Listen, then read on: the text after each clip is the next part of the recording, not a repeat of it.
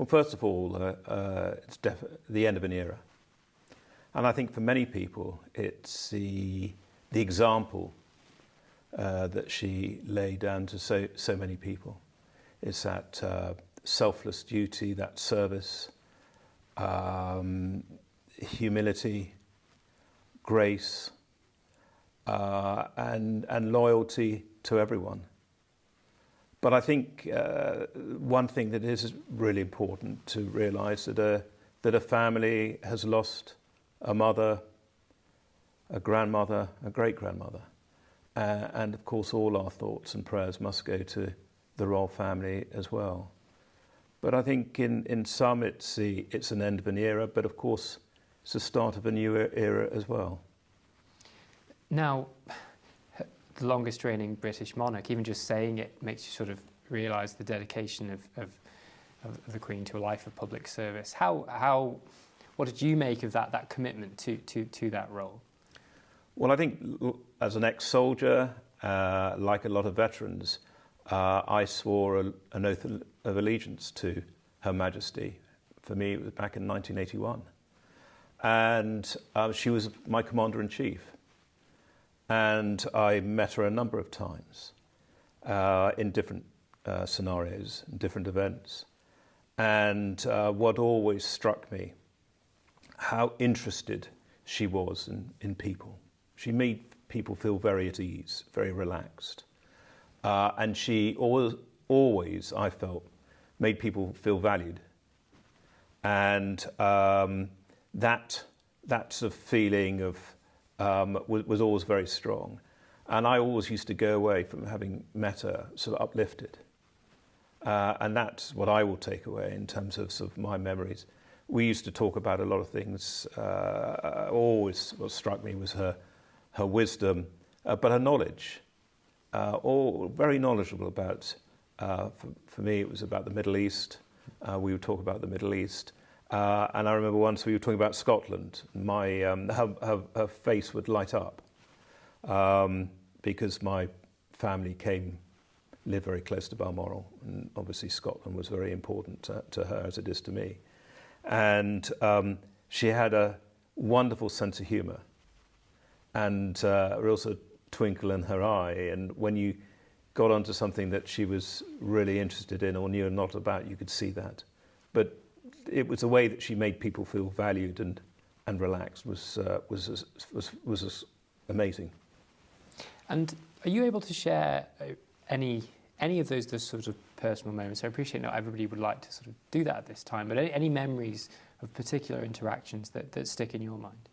I recall, and without going into details, I was at an event, and it was a relatively small event with only a few people, and I was chatting away to my wife, and suddenly turned around just by chance, and there was the Queen, and there'd been no fanfare, no announcement, and there she was, and it was almost like, "Oh, Your Majesty, how good to see you, how are you?" And straight into a conversation, and she, a great smile, as I said, and it was just so easy to engage with her, and she was able to draw out of anyone their story, to find out about them. And she always expressed such interest in people, but able to comment on things with such knowledge and wisdom. On Sunday, we of course did the first proclamation, and on this coming Friday we got the second proclamation on Tynwald Hill in St John's, and I would encourage people on the island to attend. I think it will be a historic, momentous occasion. But it was important, following the United Kingdom, following and at the same time as Scotland and Wales and Northern Ireland, we did the proclamation. And it was just obviously an important thing for myself and the President Tynwald and the Chief Minister of the Isle of Man government to be there to signify that Her Majesty the Queen had died, but also that King Charles III was now our liege lord, as it said. It's now Lord of Man. and that was very important for me as the representative of the sovereign, of the monarch. This is a significant honour to be in this appointment. A great sadness to be in the appointment now, but also looking to the future. I've worked with King Charles quite a lot. He was Colonel-in-Chief of my regiment, and we would often have events where he would attend and I would be hosting him. And also I used to brief him about my sort of day job. And in King Charles, we will have a superb sovereign, monarch. And, so there's a sense of recognising the extraordinary last 70 years, but also looking to the future as well. In that vein, obviously in your role you are here to promote the monarchy, and you've just alluded there to your relationship with the new king. Now, do you foresee any challenges in the transition between the two monarchs? Well, I think you've seen from over the last 4 days how there's been a virtually seamless transition. And I think seeing what's happened up in Scotland, and I do think that Scotland was marvellous the way that they handled it all, and the due reverence that was paid, and all of that by the military up there.